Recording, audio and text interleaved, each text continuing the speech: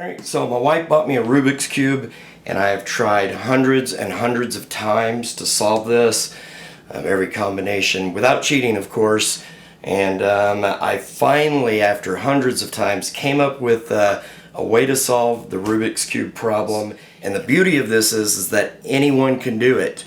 So I'm going to show you guys right now the easiest way to solve the Rubik's Cube problem, so watch closely.